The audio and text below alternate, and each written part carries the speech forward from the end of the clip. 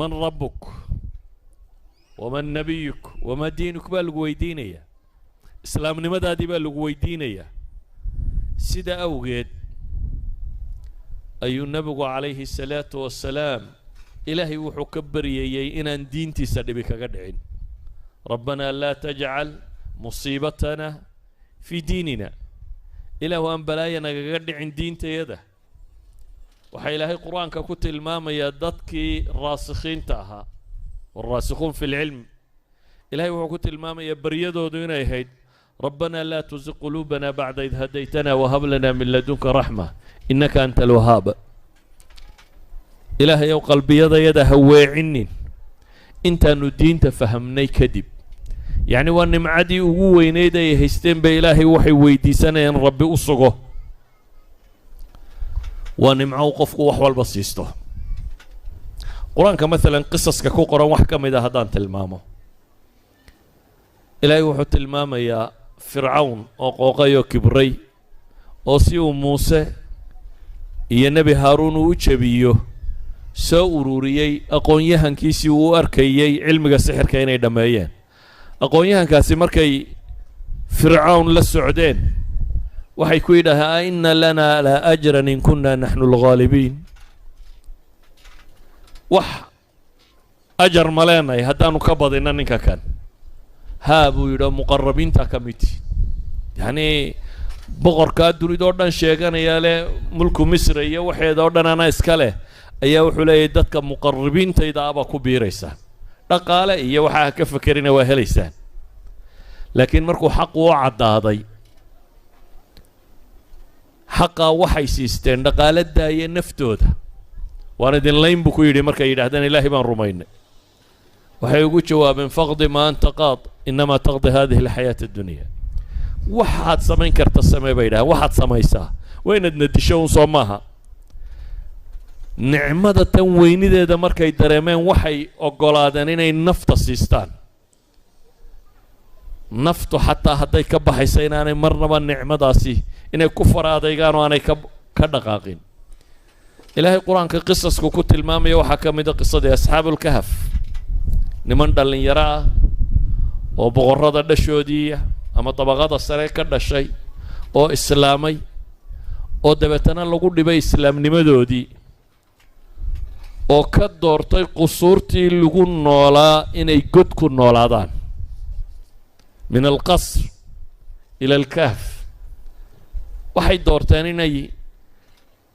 boqorrada iyo dhulkay degan yihiin iyo nicmadan adduuniya waxaan oo dhan inay ka tanaasulaan waayo waxay rabaan nicmada iimaanka iyo islaamku inay u hadho sidaa awgeed bay waxay doorteen inay nolol god lagu nooliyay galaan god inay nolol weydiiyaan ama ay galaan waxaa ilaahay qur-aanka kaga warramaya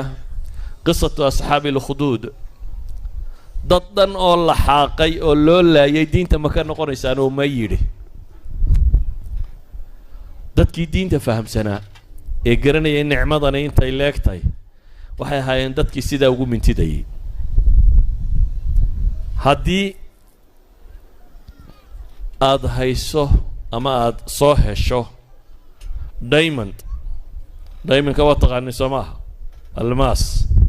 macdantan yare qaaliga ah haddaad diamond soo hesho xaggaad dhigi lahayd guriga fadhiga ma iska dhigi lahayd mise waxaad geyn lahayd meesha ugu sayfsan ay ku nabadgelayso waxaa laga yaabi lahaa xataa qasnada guriga kuu taalla inaanad ku aaminteen ead sodhan lahayd armaa loo dhacaa dabeetana bangiga iyo meelaha xoogga loo ilaaliyo inaad geysataabaa suurtagal ahayd waayo waxan baad qiimihiisa taqaanaa diamondkaad qiimaheeda taqaanaa sidaa awgeed ma rabtid inaad dayacdid dadkii diinta qiimaheeda yaqaanay saasay u ilaashanayeen oo nafyo wax walba u siisanayeen haddaad se garan weydo diamondka haddii lagu dhibaad quraarad yaruun moodo crystal yaroo cadaad moodo dee waxaa laga yaabaa inaad ama tuuri lahayd ama meelaha iska dhigi lahayd waayo waxaanad aqoonin waxaan inuu diamond yahay laakiin marka lagu yidhaahdo waa diamond baad kugu soo degi lahayd ilaalintiisu waxaan uga dan leeyahay waxa dadka agtooda qiimaha ku leh bini aadamku wuu ilaaliyaa naf iyo maalba wuu geliyaa si kasta wuu xejin karo wuu u xejiyaa dhulkan baad timaadeen dad idinka badan diimo kala haysta intee baynu ilaalinaynaa diinteenna intaynu u feejignay intee baad rabtaa ilmahaagu inuu islaamnimo ku dhinto soomaalidu waxay ka fakartaa carruurtiiya waxaa kan dhaqaale u sameeyo guryo u dhis waddankan aad joogtaan kuwa ugu timaadeen odayadii hore guryaha uga tageen saakaa laygu lahaa qaar guryo looga tegay lai sheegayo waxaa la yidhi maalintiina way seexdaan habeenkiina way qayalaan ama way soo jeedaan baa la yidhi dabeetana waxoogaa yaroo kiro oo ay guriga ka qaataan hadduu se qofkaasi ka tegi lahaa qof iimaan iyo diin leh walow aanu guri uga tageen wuu xoogsan lahaa ilmaha inaad guri uga tagto waxaa ka qiimo badan inaad diin uga tagto inaad dhaqaale u samayso waxa uga qiimo badan inaad isaga qof ka dhigto jira oo nool oo muslima hadduu qof muslima noqdo oo naftiisa ku kalsoon meel uu seexdiyo wuxuu cuno isaga raadacaysanaya adiga xilka ku saarani kaama xilka ku saarani waxa weeyaan falaa tamuutunna ilaa wa antum muslimuun ilaahay qur-aanka wuxuu ku tilmaamayaa nebi ibraahim oo u dardaarmaya carruurtiisii islaamnimo nebi yacquub oo markuu geeriyoonaya u yeedhay oo ku yidhi maxaa caabudaysaan aniga dabaday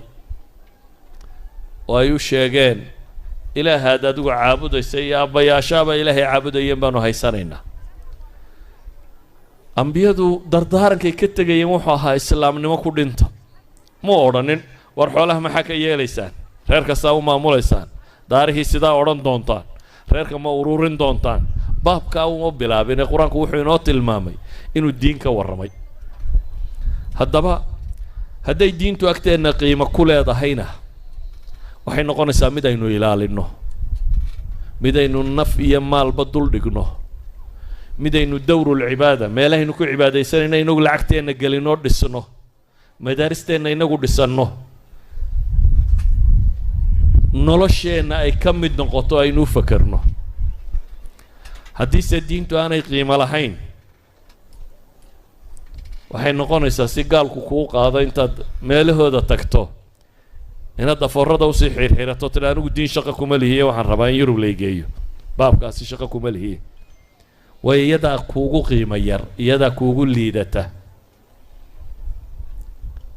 galabta culamada idin wacdii doonta laakiin anigu waxaan idin xasuusinayaa oo keliya inaydan foqoro ahaynee wixii dunida ugu qaalisanaa inay agtiina yaallo saxaabadii markii ay dunida ku faafeen bershiya markii dagaaladu ka socdeen xarbi alqaadisiya 30,000 oo muslimiina baa dagaal ku jiray iyo dad 200 oo kun ku dhadhow oo gaala ah dabeetana markii dambu ninkii gaalka ahaa meesha joogay wuxuu yidhi bal iigu yeedha nimankani waxay doonayaan 3 nin buu kolba mid yidhi halay soo diro waa loo diray wuxuu u weydiinayaa uu leeyahay warnimayo haddii meeshiinii dhulkiina waan ogo waa iska saxaariya meel qaraxee aan xoola idin siiya noqda xaggiinii ku laabta wuxuu weydiiyey maxaa idin soo bixiyay dhulkiina idinka keenay dee wuxuu isleeyahay waxay odhan doonaan xoolaanu doonaynaayo waa meel abaaraanu ka nimi waxay ugu jawaabeen ilaahay baa na soo bixiyey waxaana naloo soo bixiyey inaanu dadka ka saarro addoonsigays addoonsadaan oo aanu u saarro ilaa cibaadati illaahi waxdah ilaahay inay addoommo u noqdaan cidhidhiga adduun inaanu ka saarno ballaca aakhiro u saarro diimaha kale cadaalad xumadooda inaanu ka kaxayno oo diinta islaam geyno idan waxay leeyihiin wixii ugu weynaa baanu haynaa nimanka caynkaa leh iyagoo dhowr bilood dagaal ku soo jiray ayuu ninkani wuxuu rabay inuu hankooda jabiyo dabeetana kaarbadka cas baa la dhigay sariirtii boqorkana waa loo dhigay nin ka mid ah soo socdayoo wuxuu la soo dul maray faraskiisii yaraaye gaabnaa meesha korkeedii dabeetana barkimooyinku meesha dhigay buu xadhigga ugu xidhay faraska wuu soo dhaqaaqo waxay idhahdeen hubka boqorka loolama tago idinkaa ii yeedhay buu yidhi haddaydan rabin waan iska noqon doonaa yacni kaana yactazu binafsi inuu isagu muslimiyey ustaad ilcaalam inuu yahay waxyigii ugu dambeeye samada ka yimi inuu sido ayuu isu arkayay ma u arkayn boqorkan iyo qadifadiisa cascasi wax qiimaa inay leedahay saddexda nin ka midina siduu u soo socday ayuu dee boqorka hortiisa alla fadhiistay oo laga hadlaya sariirta boqorka dhinaceeda kaluu isna fuula markaasaa la qabqabtoo lasoo tuuray suu yidhi maan moodaynin in addoommaysu tihiine waxaan idin moodayay dad siman oo dee diin haysta ee in badhna rabbiya sheeganayaan badhna dhulka la dhigayo maan moodayn idan waxay arkayeen dadkaasi diintu inay tahay wixii ugu qaalisanaayoo iyagu sitaan laakiin xoole may wadanin waxba may wadanin waxaan filayaa ibnu jariir itabari wuxuu tilmaamaa madaa'in maalintay furteen muslimiintu markay madaa'in furteen caasimaddii meesha waxyaabihii la helay waxaa ka mid ahaa khubus yar oo si yaroo khafiifa loo sameeyey dabeetana manaadiil bay moodeen ragga badh ka madiyo faraha iska mariyeen baa la yidhi yacni xadaara halkaasi ka joogeen inay faraha iska mariyaan cunno wax loogu talagalay laakiin haddana waxay ahaayeen dadkaa rumaysan waxyigii ugu dambeeyey ee ilaahay xaggiisa ka yimaada inay xambaarsan yihiin aniga markaa weedhaydu waxay tahay war foqoro ma tihidin foqoro ma tihidin diintii rabbaa aaminsantiinoo sidaan dadkaa u timaadeen baa foqoro ah oo diin la dadkaa u timaadeen baa caydh ah oon waxba haysanin dadkaa u timaadeen baa aakhire moog idinkuna habbi'ina